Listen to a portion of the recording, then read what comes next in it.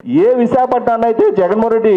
Executive రాజధానిగా అతను ప్రకటించాడో ఆ విశాఖపట్నం ప్రజలే జగన్మోహన్ రెడ్డి వాళ్ళ శ్రేణులు వాళ్ళ నాయకులు విశాఖపట్నం వేదికగా సాగించిన భూ యజ్ఞం, అక్కడ చేసిన అరాచకాలు, అక్కడ పరాధీనమైన ఆస్తులు, అక్కడ ప్రకృతి వనరులు కొల్లగొట్టిన తీరు, వీటన్నిటినీ ప్రత్యక్షంగా అనుభవపూర్వకంగా రిలీజ్ అయిన తర్వాత రాష్ట్రంలోనే అత్యధిక మెజార్టీ తోటి విశాఖపట్నం పార్లమెంటు స్థానాన్ని 5 లక్షలకు పైగా ఓట్ల మెజార్టీతో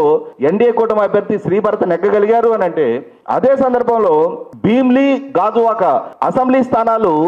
ఆంధ్రప్రదేశ్ రాష్ట్రంలో మన జరిగిన సాధారణ ఎన్నికల్లోనే 90,000కు పైగా మెజార్టీతో 1 and 2 ప్లేస్ లో ఆ 2 నియోజకవర్గాలు నిలిచాయి అని అంటేనే ఉత్తరాంధ్ర ప్రజలు జగన్మోహన్ రెడ్డి పాలనా తీరు పట్ల ఎంత విసిగి వేశారు అనేది అర్థమవుతా ఉంది. కారణం ఏంటి అంటే, చంద్రబాబు నాయుడు గారు 2014-19 మధ్య కాలంలో అరకు కాఫీని ప్రపంచవ్యాప్తంగా ఒక బ్రాండింగ్ తీసుకొచ్చి గిరిజన ఉత్పత్తులకి ప్రపంచ స్థాయి మార్కెట్ ఆయన హయాంలో క్రియేట్ చేస్తే, జగన్మోహన్ రెడ్డి పాలనా హయాంలో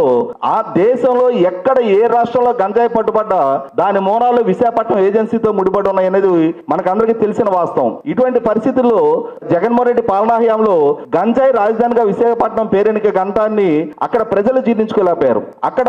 జగన్మోహన్ రెడ్డి ప్రభుత్వ పెద్దల అండదండలు లేదే విశాఖపట్నం ట్రైబల్ ఏరియాలో కొందరు గిరిజనులు గంజాయి సాగు చేస్తే చేయగలుగుతారేమో, కానీ దాన్ని ప్రాసెస్ చేసి దాన్ని ట్రాన్స్పోర్ట్ చేసి దాన్ని వ్యాపారం చేయగలిగే స్థాయి సామర్థ్యం ఆ కొండల్లో నివసించే గిరిజనులకు ఉండదు అనేది వాస్తవం.